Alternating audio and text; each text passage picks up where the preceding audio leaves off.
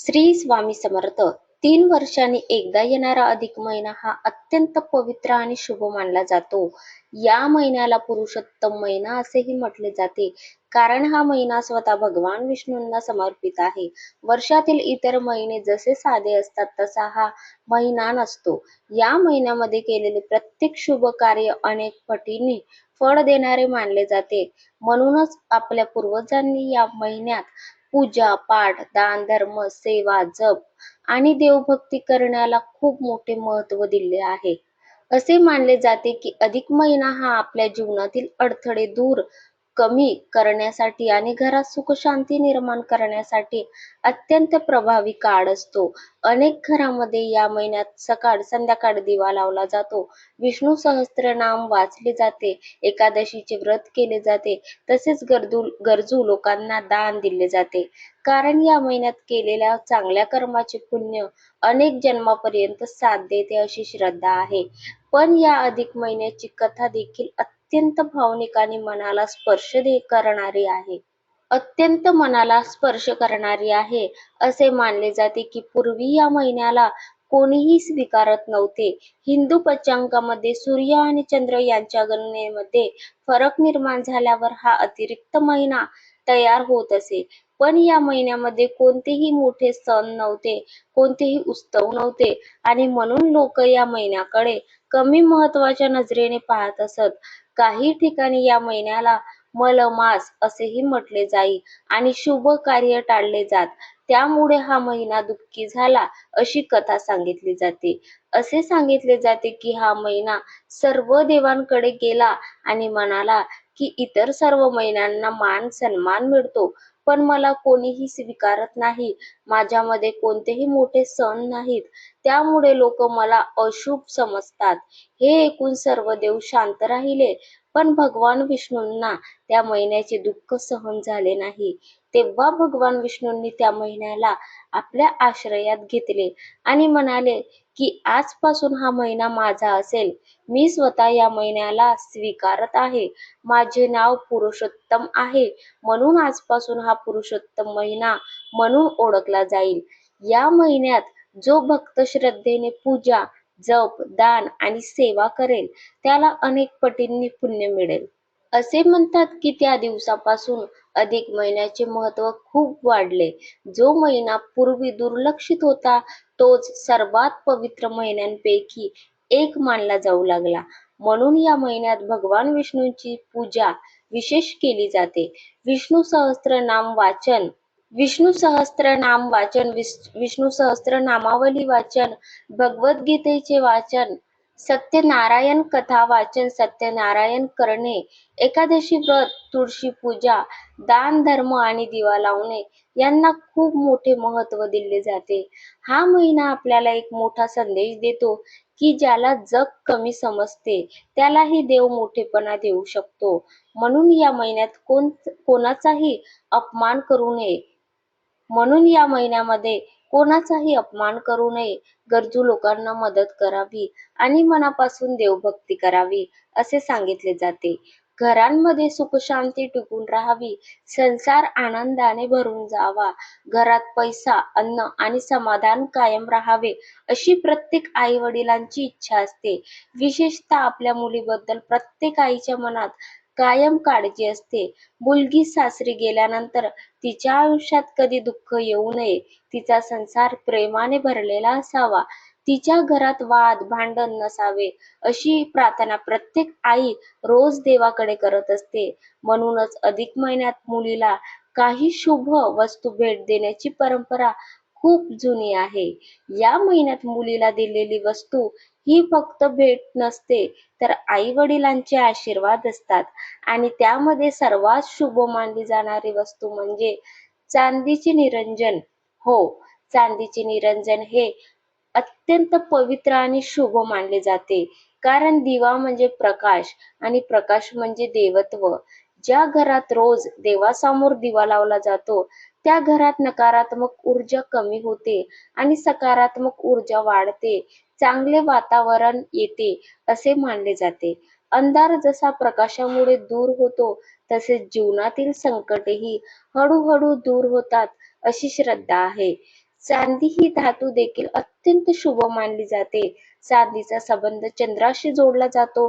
चंद्र मनाला शांतता देतो, स्थिरता देतो आणि घरातील तणाव कमी करण्याचे काम करतो असे मानले जाते. म्हणून जेव्हा चांदीच्या निरंजनात रोज तुपाचा किंवा तेलाचा दिवा लावला जातो, तेव्हा त्या घरात सुख, शांती आणि समाधान टिकून राहते अशी भावना असते.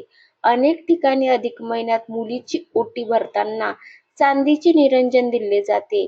त्यासोबत हळद, कुंकू, अक्षता, फुले, नारळ आणि गोड पदार्थ दिले जातात. कारण हे सर्व शुभतेचे प्रतीक मानले जाते. विशेष म्हणजे ही परंपरा केवळ वस्तू देण्यापुरती मर्यादित नसते, तर त्यामागे आई वडिलांचे प्रेम आणि मुलींच्या आनंदी संसारासाठी केलेली मनापासूनची प्रार्थना असते. ज्या घरात रोज सकाळ संध्याकाळ दिवा लावला जातो, त्या घरात देवी लक्ष्मीचा वास कायम राहतो असे म्हटले जाते. मग देवी लक्ष्मी सोबत विष्णूचा वास सुद्धा आपल्या घरी येतो. मग या महिन्यामध्ये देवासमोर लावलेला दिवा घरातील नकारात्मक ऊर्जा दूर करून आनंद आणि समाधान निर्माण करतो अशी श्रद्धा आहे. म्हणून अनेक ज्येष्ठ लोक असे सांगतात की अधिक महिन्यात मुलीला चांदीचे निरंजन भेट दिल्याने तिच्या संसारात प्रेम वाढते, घरात सुख येते आणि आर्थिक स्थिरता मिळते. घरामध्ये जसा लक्ष्मीनारायणचा जोडा आनंदी राहतो, तसे लक्ष्मीनारायण सारखा आपला मुलीचा संसार सुद्धा सुखाचा होतो. आजकाल अनेक घरांमध्ये छोट्या छोट्या कारणांवरून तणाव वाढताना दिसतो.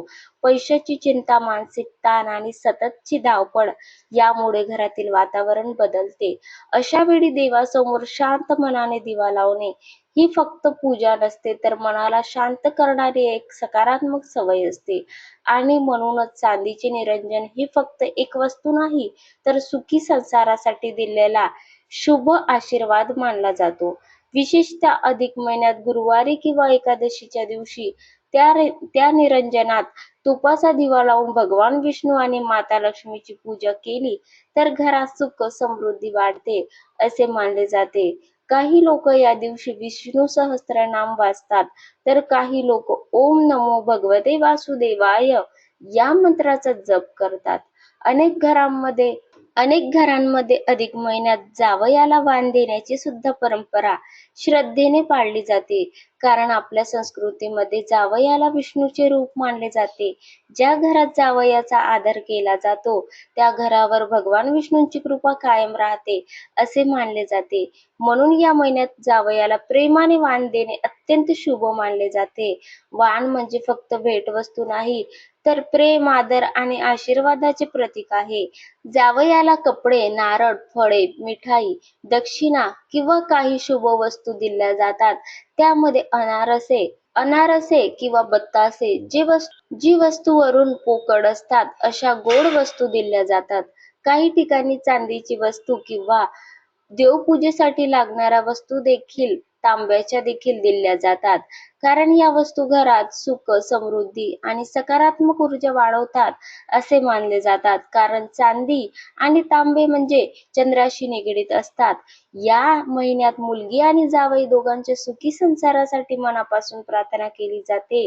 त्यांच्या घरात प्रेम राहो, समाधान राहो, अन्न, धन आणि आनंद कायम राहो अशी भावना ठेवून त्यांचा सन्मान केला जातो. विशेष म्हणजे अधिक महिना हा केवळ पूजा आणि व्रत करण्यासाठी नाही, तर नाती जपण्यासाठी देखील महत्वाचा मानला जातो. आई वडिलांचे प्रेम मुलीपर्यंत आणि जावयापर्यंत पोहोचवण्याचा हा सुंदर काळ आहे. या पवित्र महिन्यात सकाळी लवकर उठून स्वच्छ करावे, देवासमोर दिवा लावावा, भगवान विष्णूचे नामस्मरण करावे, शक्य असेल तर गरजू लोकांना अन्नदान करावे. कारण या महिन्यात केलेले प्रत्येक सत्कर्म जीवनात सकारात्मक बदल घडवून आणते असे मानले जाते. काही लोक या महिन्यात तुळशीची पूजा करतात, तर काही लोक पिंपळांच्या झाडाला पाणी घालतात. काही घरांमध्ये रोज संध्याकाळी विष्णूची आरती केली जाते. कारण हा महिना भक्तीचा महिना मानला जातो. 108 सत्यनारायण सुद्धा केले जातात. अधिक महिना आपल्याला एक सुंदर गोष्ट शिकवतो की जीवनात कितीही अडचणी आल्या तरी देवावर विश्वास ठेवला तर अंधारातून प्रकाशाकडे जाण्याचा मार्ग नक्की मिळतो. जसा भगवान विष्णूंनी दुर्लक्षित अधिक महिन्याला सर्वात पवित्र स्थान दिले, तसेच देव आपल्या भक्तांचे दुःख दूर करून त्यांना सुखाचा मार्ग दाखवतो, अशी श्रद्धा आहे. म्हणून या पवित्र अधिक महिन्यात मनापासून देवभक्ती करा, आपल्या माणसांवर प्रेम करा, गरजू लोकांना मदत करा, मुलगी आणि जावयाचा सन्मान करा आणि घरांमध्ये रोज देवासमोर दिवा लावा. भगवान विष्णू आणि माता लक्ष्मीची कृपा सर्वांच्या घरावर कायम राहो. प्रत्येकाच्या संसारात सुख, शांती, समाधान आणि भरभराट नांदो, हीच प्रार्थना. म्हणूनच अधिक महिना हा फक्त एक अतिरिक्त महिना नसून भक्ती, सेवा, दान आणि मनशांती मिळवण्याचा पवित्र काळ मानला जातो. या महिन्यात श्रद्धेने केलेली छोटी सेवा देखील जीवनात मोठा बदल घडवू शकते, अशी अनेकांची श्रद्धा आहे. भगवान विष्णूची कृपा मिळवण्यासाठी घरात सुख शांती राहावी आणि कुटुंब आनंदी राहावे, यासाठी हा महिना भक्तिभावाने साजरा करावा. माहिती आवडल्यास व्हिडिओला नक्कीच लाईक करा आणि चॅनलवरती नवीन असल्यास चॅनलला नक्की सबस्क्राईब करा. श्री स्वामी समर्थ. जय जय स्वामी समर्थ.